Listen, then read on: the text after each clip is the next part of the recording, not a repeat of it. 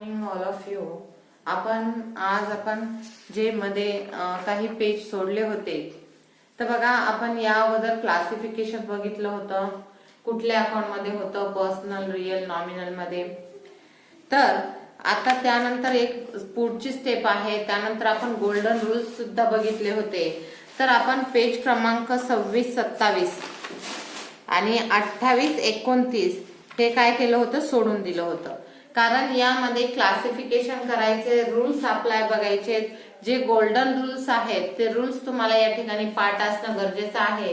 आणि त्यानंतर जो आपण जनरल एंट्री चॅप्टर बघणार आहोत त्यामध्ये ते रूल्स तुम्हाला पाठ असणं अत्यंत गरजेचं आहे. तर बघा आता आपण हे थोडासा कठीण आहे, अवघड आहे. त्यामुळे आपण काय केलं होतं, त्या अगोदर अकाउंटिंग इक्वेशन घेतलं होतं की ते इझी आहे म्हणून. तर अकाउंटिंग इक्वेशन आपलं आता या कालपर्यंतच्या लेक्चरमध्ये झालेलं आहे. आणि जी काही तुम्हाला ऍक्टिव्हिटी दिली ती तुम्हाला सॉल्व्ह करायला सांगितली होती. तर अशा प्रकारे आज आपण पेज क्रमांक 26 वरती दिलेला आहे. ट्रॅडिशनल अप्रोच मध्ये आपल्याला सांगितलेलं आहे बघा, analysis of transaction by applying rules of debit and credit. आता आपल्याला क्लासिफिकेशन तर करायचंच आहे, परंतु त्यासाठी डेबिट आणि क्रेडिटचे रूल्स सुद्धा अप्लाय करायचे आहेत. तर तुम्हाला गोल्डन रूल्स दिले होते 3 अकाउंटसाठी: पर्सनल अकाउंटसाठी, रिअल अकाउंटसाठी आणि नॉमिनल अकाउंटसाठी. तर हे 3 रूल्स तुम्हाला, तिन्हीचे रूल्स तुम्हाला पाठ असणं गरजेचं आहे. जसे की बघा, पर्सनल अकाउंटचं होतं डेबिट द रिसिव्हर आणि क्रेडिट द गिव्हर. म्हणजे जो फायदा किंवा लाभ घेणारा आहे त्याचं खाते नावे करा आणि जो देणारा आहे त्याचं जमा करा. रिअल अकाउंटचा रूल्स आहे डेबिट व्हॉट कम इन, म्हणजे जे आलंय ते डेबिट करा. आणि क्रेडिट व्हॉट गोज आउट, जे बाहेर गेलंय व्यवसायातनं त्याला क्रेडिट करा म्हणजे जमा करा. त्यानंतर नॉमिनल अकाउंटचा होता debit all expenses and losses, जे काही खर्च आहेत किंवा नुकसान आहेत ते डेबिट करायचे, नावे करायचे. आणि credit all income and gain, जे काही उत्पन्न आहे किंवा फायदा आहे तो जमा करायचा आहे, म्हणजेच तो क्रेडिट करायचा आहे. हे पर्सनल, रिअल, नॉमिनल तिन्ही अकाउंटचे गोल्डन रूल्स आहेत आणि हे रूल्स आपल्याला नेहमीसाठी फॉलो करावे लागतात. त्यामुळे हे तुम्हाला पाठ असणं अत्यंत गरजेचं आहे. तर बघा, पेज क्रमांक 26 वरचा आपण पोर्शन बाजूला ठेवला होता. तो आपला शिकवायचा राहिला होता. तो थोडासा कठीण आहे म्हणून त्या अगोदर तुम्हाला अकाउंटिंग इक्वेशन घेतलं होतं आणि आपलं अकाउंटिंग इक्वेशन झालेलं आहे. तर बघा आता पेज क्रमांक 26 त्या ठिकाणी सांगितलेलं आहे आपल्याला analysis of transaction by applying rules of debit and credit. खाली काही ट्रान्झॅक्शन दिलेले आहेत, त्याचं तुम्हाला अनालिसिस करायचं आहे, म्हणजेच वर्गीकरण करायचं आहे. तर या अगोदर आपण वर्गीकरण केलेलं आहे कशामध्ये? पर्सनल अकाउंट, रिअल अकाउंट आणि नॉमिनल अकाउंट मध्ये. तर आता सुद्धा वर्गीकरण करायचंय, परंतु त्याचबरोबर रूल सुद्धा अप्लाय करायचे रिअल अकाउंटचे, पर्सनल अकाउंटचे आणि नॉमिनल अकाउंटचे. तर बघा या ठिकाणी तुम्हाला 6 ट्रान्झॅक्शन दिलेले आहेत.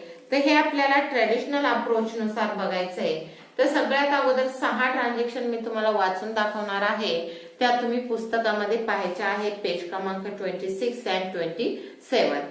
बघा, नंबर 1 चे ट्रान्झॅक्शन आहे कमेंट्स बिझनेस विथ कॅश ₹50,000. म्हणजेच व्यवसायाला सुरुवात केलेली आहे 50,000 रुपये रोख रक्कम आणून. Number 2, advertisement paid ₹5,000 to Imran. म्हणजे जाहिरातीचा खर्च दिलेला आहे 5,000 रुपये इम्रानला. 3 नंबरची ट्रान्झॅक्शन आहे deposited cash into bank of India ₹10,000.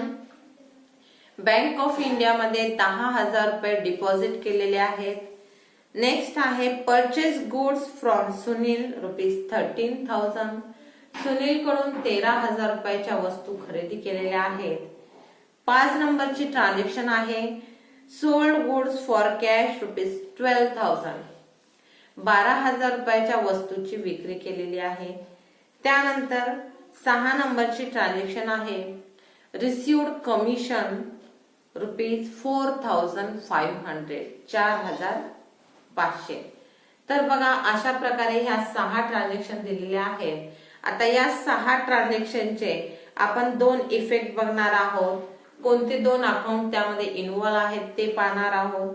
त्यानंतर त्याचं क्लासिफिकेशन, त्यानंतर रूल्स आणि कोणतं अकाउंट डेबिट होतं आणि कोणतं अकाउंट क्रेडिट होतं हे पाहणार आहोत. तर अशा प्रकारे सोल्युशन साठी आपल्याला या ठिकाणी 6 कॉलम करायचे आहेत. तर याचं सोल्युशन आपण पाहूया. तर आता जे आपण ट्रान्झॅक्शन बघितल्या होत्या त्याचा आपल्याला सोल्युशन बघायचं आहे. त्यासाठी आपल्याला या ठिकाणी 6 कॉलम क्रिएट करायचे आहेत. तर आपण 6 कॉलम क्रिएट केलेले आहेत. बघा पहिला कॉलम असेल टू इफेक्ट. तर पहिला आहे टू इफेक्ट म्हणजेच 2 इफेक्ट त्याचे बघायचे. त्यानंतर टू अकाउंट म्हणजे कोणते कोणते अकाउंट या ठिकाणी इन्व्हॉल्व आहेत ते. त्यानंतर क्लासिफिकेशन,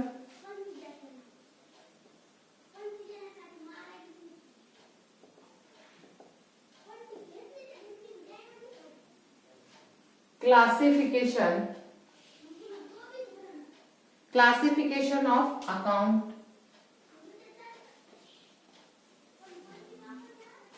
त्यानंतर रूल्स अप्लाय,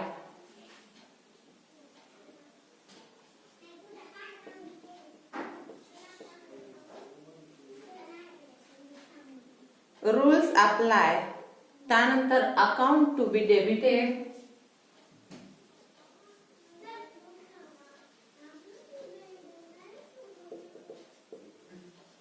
आणि account to be credited. Account to be debited and account to be credited. अशा प्रकारे 6 कॉलम या ठिकाणी आपण केलेले आहेत. पहिला कॉलम आहे टू इफेक्ट, त्यानंतर two account, classification of account, rules apply, account to be debited, account to be credited. आता एक एक ट्रान्झॅक्शन आपण या ठिकाणी पाहणार आहोत आणि एका एका ट्रान्झॅक्शनचं या ठिकाणी आपल्याला क्लासिफिकेशन करायचं आहे. तर बघा पहिली ट्रान्झॅक्शन आहे आपली कमेंट्स बिझनेस विथ कॅश. तर बघा त्याचे 2 इफेक्ट काय होतात. आता व्यवसायाला सुरुवात केली आपण रोख रक्कम आणून, तर पहिला इफेक्ट काय होईल, कॅश कमी, म्हणजेच व्यवसायामध्ये कॅश आली म्हणून पहिला इफेक्ट असेल कॅश कम इन, म्हणजेच व्यवसायामध्ये कॅश आली त्यालाच आपण cash come in into the business सुद्धा लिहू शकतो. Into the business.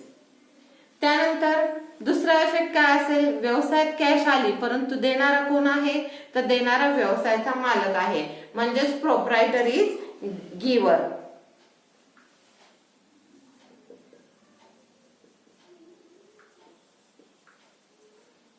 Proprietor is गिवर. बघा आता या आपण ही ट्रान्झॅक्शन अगोदर बऱ्याचदा पाहिलेली आहे. टू इफेक्ट आणि टू अकाउंट आपण पाहिलेलेच आहेत. अगोदर आपण अकाउंटचं वर्गीकरण केलंय, त्यानंतर त्या अकाउंटचे 2 इफेक्ट बघितले, कोणते 2 अकाउंट इन्व्हॉल्व आहेत ते बघितलं आणि त्या अकाउंटचं क्लासिफिकेशन सुद्धा आपण बघितले.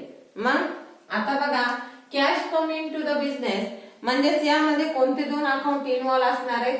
नंबर 1 कॅश अकाउंट आणि नंबर 2 कॅपिटल अकाउंट. आता क्लासिफिकेशन करत असताना कॅश अकाउंट कशामध्ये येतं, कॅश ही आपली काय आहे, असेट आहे आणि सगळे असेट कशामध्ये येतात, तर रिअल मध्ये येतात. म्हणून कॅश अकाउंटचं क्लासिफिकेशन कशात होईल, रिअल अकाउंट. त्यानंतर कॅपिटल अकाउंटचं क्लासिफिकेशन कशामध्ये होत असतं, तर पर्सनल अकाउंट मध्ये.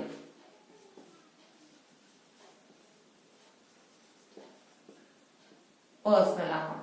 आता बघा रिअल अकाउंटचा डेबिटचा रूल. आताच तुम्हाला सांगितलं, तुम्हाला हे पाहण्यासाठी रूल्स माहिती असणं गरजेचं आहे. तिन्ही अकाउंटचे रूल्स, रिअल, नॉमिनल, पर्सनल. तर यामध्ये रिअल अकाउंटचा डेबिटचा रूल आपल्याला काय सांगतो, डेबिट व्हॉट कम इन.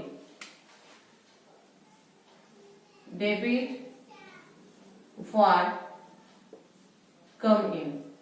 आणि पर्सनल अकाउंटचा क्रेडिटचा रूल आपल्याला सांगतो, क्रेडिट द गिव्हर. डेबिट आणि क्रेडिट हे शॉर्टकट मध्ये असं दर्शवतात, डेबिट DR ने आणि क्रेडिट CR ने. Credit the giver.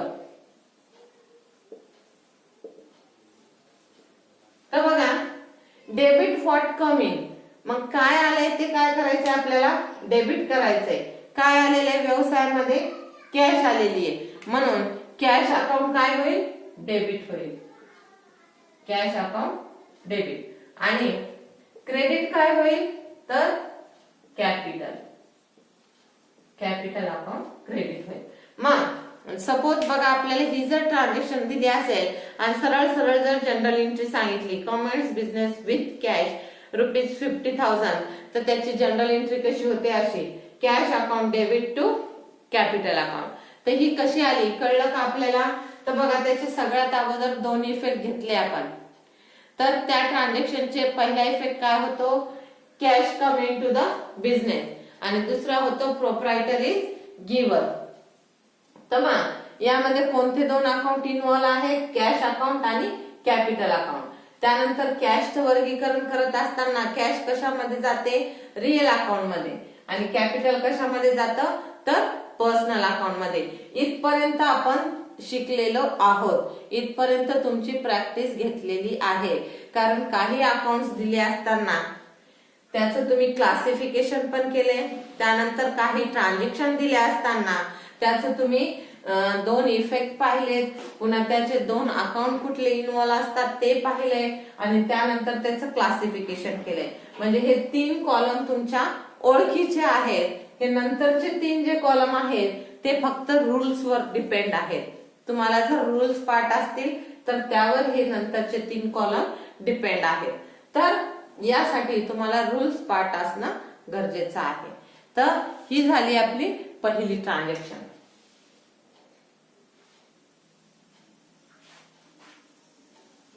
त्यानंतर बघा, आता दुसरी ट्रान्झॅक्शन बघूया आपण. Advertisement paid ₹5,000 to Imran. आता ऍडव्हर्टाइजमेंट हे काय आहे, जाहिरातीचा खर्च आहे आपला. तर मग त्याचे दोन इफेक्ट काय होतील, आता कुठलाही खर्च केला तर व्यवसायातनं काय होतात, पैसे बाहेर जातात.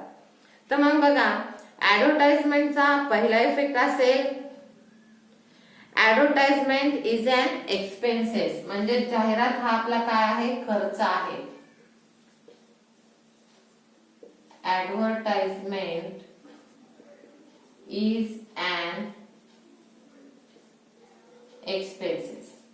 म्हणजे जाहिरात हा आपला खर्च आहे, आणि खर्च केल्यानंतर व्यवसायातून पैसे जातात की व्यवसायात पैसे येतात, बरं, तर व्यवसायातून पैसे जातात. म्हणून दुसरा इफेक्ट असेल याचा, कॅश गोज आउट. तर अशा प्रकारे या ट्रान्झॅक्शन मध्ये कुठले दोन अकाउंट्स इन्व्हॉल्व असतील, बरं, ऍडव्हर्टाइजमेंट आणि कॅश असे दोन अकाउंट्स इन्व्हॉल्व आहेत.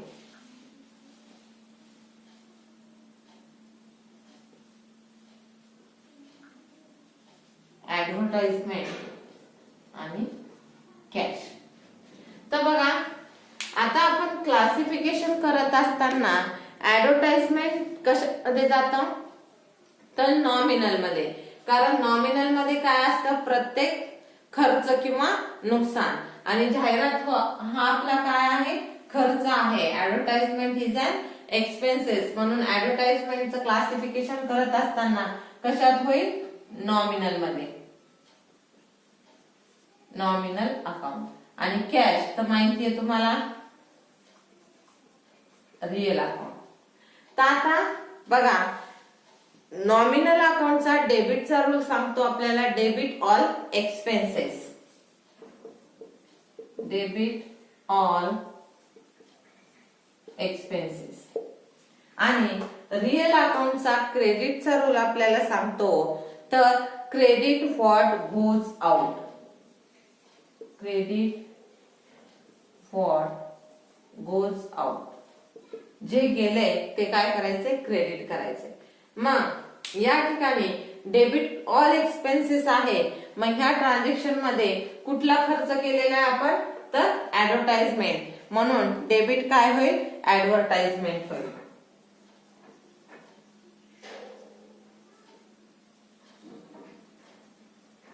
Advertisement account. आणि क्रेडिट व्हॉट गोज आउट, जे गेले ते क्रेडिट करा. काय गेले मग व्यवसायातून, इथं काय सांगितलेले, कॅश गोज आउट. म्हणून क्रेडिट काय होईल, तर कॅश अकाउंट होईल. लक्षात आली दुसरी ट्रान्झॅक्शन. त्यानंतर बघा नेक्स्ट ट्रान्झॅक्शन 3 नंबरची.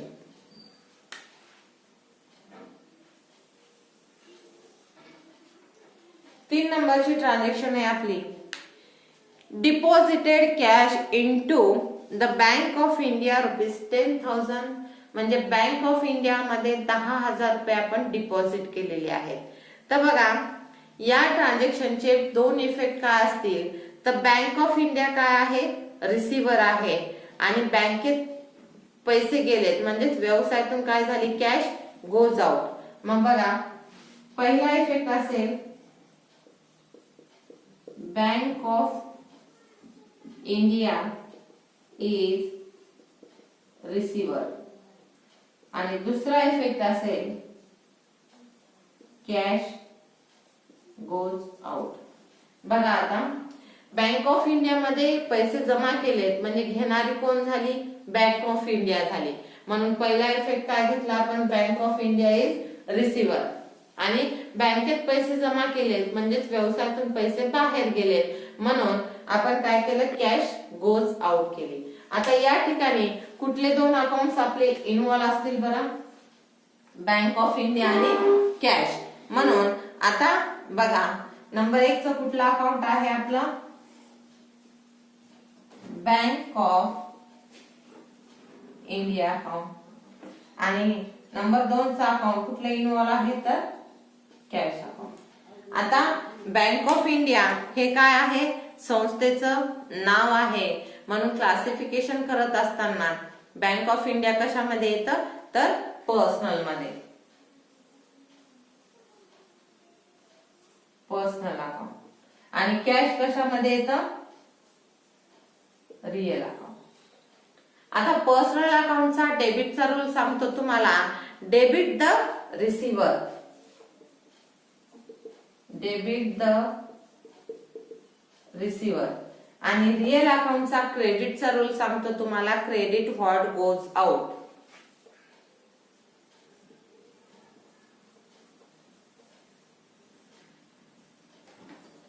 आता डेबिट द रिसिव्हर म्हणजे कोण आहे बरं रिसिव्हर, तर कोण आहे रिसिव्हर, बँक ऑफ इंडिया. म्हणून डेबिटला काय, बँक ऑफ इंडिया.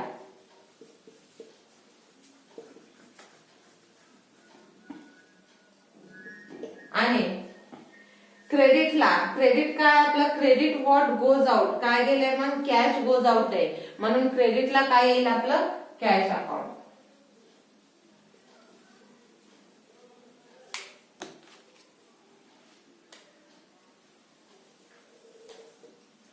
तर अशा प्रकारे आपली तिसरी ट्रान्झॅक्शन झालेली आहे.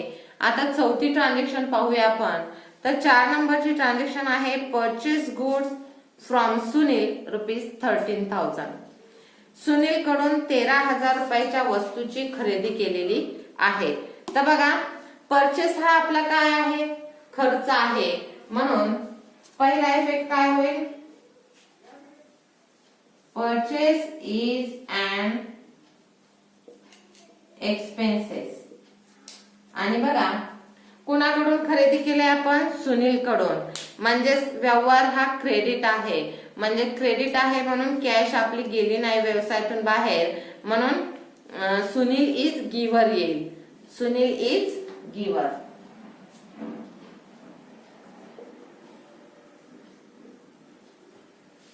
तर बघा purchase is an expenses and Sunil is giver, या ठिकाणी कुठले दोन अकाउंट्स आपले इन्व्हॉल्व असतील तर परचेस अकाउंट आणि सुनील अकाउंट.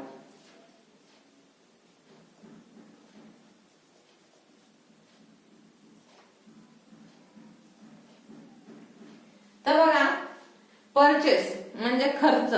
खर्च क्लासिफिकेशन करत असताना कशामध्ये जातो तर नॉमिनल मध्ये.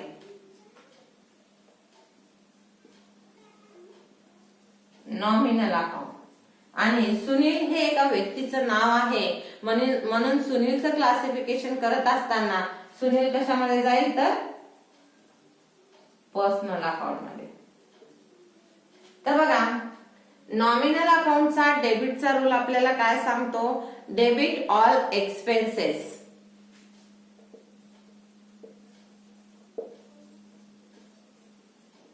म्हणजे सगळे खर्च काय करायचे डेबिट करायचे. म्हणजेच या ठिकाणी कुठला खर्च केलेला आपण परचेस, म्हणून डेबिट काय होईल या ठिकाणी परचेस अकाउंट. त्यानंतर पर्सनल अकाउंटचा क्रेडिटचा रूल काय सांगतो आपल्याला, credit the giver. Credit the giver. मग या ठिकाणी कोण आहे बरं देणारा तर कोण आहे इथं सुनील इज गिव्हर, म्हणून क्रेडिट काय होईल आपल्याला सुनीलचा अकाउंट होईल. Sunil account credit. तर अशा प्रकारे आपल्या 4 ट्रान्झॅक्शन झालेल्या आहेत.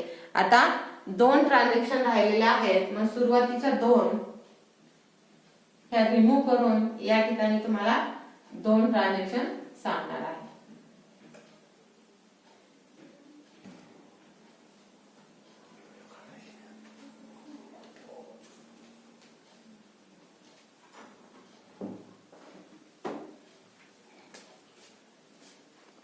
तर बघा 5 क्रमांकाची ट्रान्झॅक्शन आहे आपली.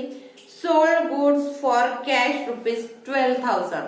रोख स्वरूपात आपण 12,000 रुपयाच्या वस्तूची विक्री केलेली आहे. आता वस्तूची विक्री केल्यानंतर व्यवसायामध्ये कॅश येत असते, म्हणून पहिला इफेक्ट आपला काय होईल cash come in. Cash come in. आणि सेल्स केले म्हणजे सेल्स हे आपले एक्सपेन्सेस आहे की इन्कम आहे तर उत्पन्न आहे. विक्री करणं हा आपला खर्च नाहीये तर काय आहे आपलं उत्पन्न आहे. म्हणून दुसरा इफेक्ट होईल सेल्स इज अन इन्कम.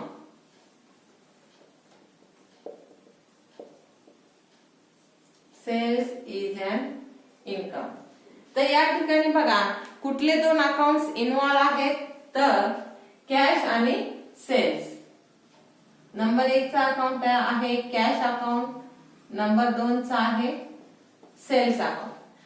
तर आता क्लासिफिकेशन करत असताना तुम्हाला माहिती आहे कॅश कशामध्ये येतं तर रिअल मध्ये येतं, रिअल अकाउंट. आणि सेल्स कशामध्ये येईल तर नॉमिनल, कारण नॉमिनल मध्ये all expenses and losses and income and gain येत असतं. म्हणून या ठिकाणी सेल्स कशात येतं तर नॉमिनल अकाउंट मध्ये येतं. तर आता रिअल अकाउंटचा डेबिटचा रूल आपल्याला काय सांगतो, डेबिट व्हॉट कम इन.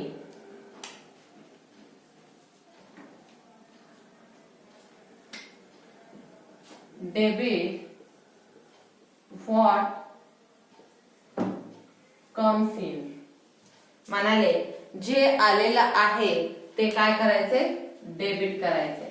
तर या ठिकाणी काय आलेलं आहे व्यवसायामध्ये कॅश आलेली आहे म्हणून कॅश अकाउंट काय होईल आपलं या ठिकाणी डेबिट होईल. म्हणून डेबिट मध्ये लिहिणार आहोत आपण कॅश अकाउंट. त्यानंतर आता नॉमिनल अकाउंटचा क्रेडिटचा रूल काय सांगतो आपल्याला, credit all income. Credit all income. मग या ठिकाणी कुठलं इन्कम झालेलं आहे आपलं हे सेल्स इज अन इन्कम. म्हणजे सेल्स हे या ठिकाणी इन्कम आहे आपल्या ह्या ट्रान्झॅक्शन मध्ये, म्हणून क्रेडिट काय होईल तर आपलं सेल्स अकाउंट होईल. त्यानंतर बघा लास्ट ट्रान्झॅक्शन आहे आपली 6 नंबरची, रिसिव्ड कमिशन ₹4,500 म्हणजे कमिशन आपल्याला मिळालेलं आहे. आता कुठलीही गोष्ट जर रिसिव्ड असेल तर काय होतं, व्यवसायामध्ये कॅश येते. म्हणून पहिला इफेक्ट काय असतो, cash come in.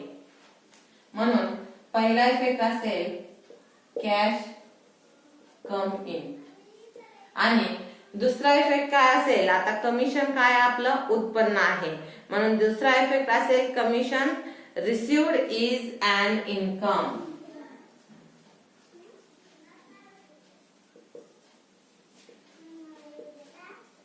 Commission received is an income म्हणजे कमिशन मिळालंय हे आपलं काय आहे, उत्पन्न आहे. तर या ठिकाणी कुठले दोन अकाउंट इन्व्हॉल्व आहेत, तर नंबर 1 चा आहे कॅश अकाउंट आणि नंबर 2 चा आहे कमिशन अकाउंट. त्यानंतर क्लासिफिकेशन करत असताना कॅश अकाउंट कशामध्ये जातं, तर रिअल मध्ये. आणि कमिशन आपल्याला मिळाले म्हणजे तो आपला फायदा आहे, म्हणून तो कशामध्ये जातो, नॉमिनल अकाउंट मध्ये. आता त्यानंतर आपल्याला रिअल अकाउंटचा डेबिटचा रूल पाहायचा आहे. तर रिअल अकाउंटचा डेबिटचा रूल आपल्याला काय सांगतो बघा, debit what come in. Debit what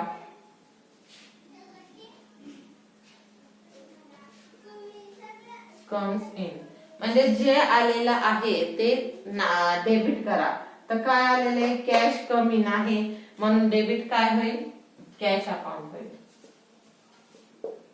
त्यानंतर नॉमिनल अकाउंटचा क्रेडिटचा रूल काय सांगतो, तर बघा credit all income.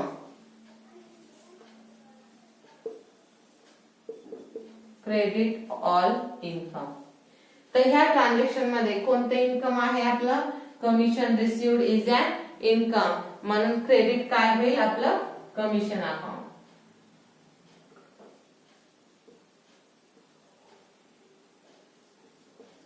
Commission account. तर बघा अशा प्रकारे आपला हा प्रॉब्लेम झालेला आहे. तर बघा सुरुवातीचे जे 3 कॉलम आहेत, ट्रान्झॅक्शन, त्याचे 2 इफेक्ट, 2 अकाउंट आणि क्लासिफिकेशन ऑफ अकाउंट हे आपण पाहिलेलं आहे. त्याच्या पुढे फक्त आपल्याला रूल्स अप्लाय करायचे आहेत आणि रूल्स अप्लाय करून डेबिट आणि क्रेडिट आपल्याला लिहायचं आहे. हेच फक्त या ठिकाणी आपण नवीन बघितलेलं आहे. तर अशाच प्रकारचा सेम प्रॉब्लेम आपण आणखी नेक्स्ट लेक्चर मध्ये सुद्धा पाहणार आहोत.